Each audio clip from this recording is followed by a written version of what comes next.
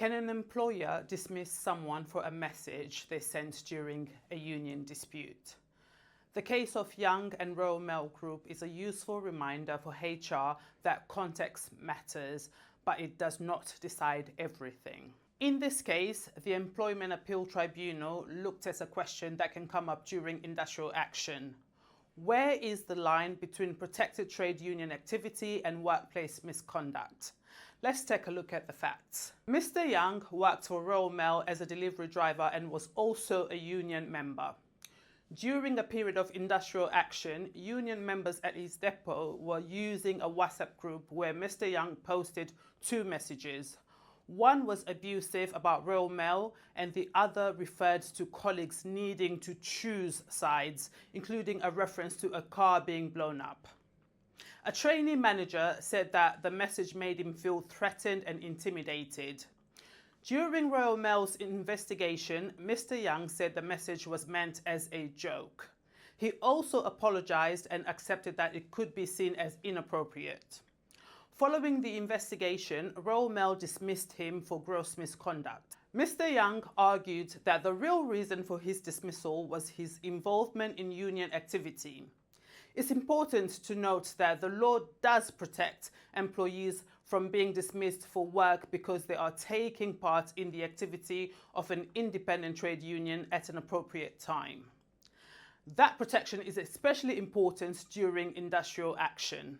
But the key point is this: not every comment made in a union setting is automatically protected trade union activity. HR needs to ask a practical question.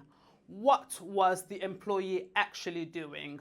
Were they taking part in trade union activity, or had the behavior crossed the line into something separate, such as threatening or intimidating conduct?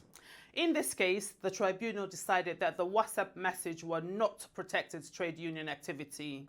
The fact that they were posted in a union WhatsApp group was relevant, but it was not enough on its own. The Employment Appeal Tribunal found that the tribunal was entitled to reach that conclusion. So, what does this mean for HR? First, avoid jumping to conclusions. Do not assume that a message is protected trade union activity simply because it was sent in a union forum. But equally, do not assume that strong language during a dispute is automatically misconduct. Secondly, look at the full picture. What was happening at the time? What was the employee trying to achieve? Was the message linked to organizing or supporting trade union activity, or was it separate behavior that crossed the line?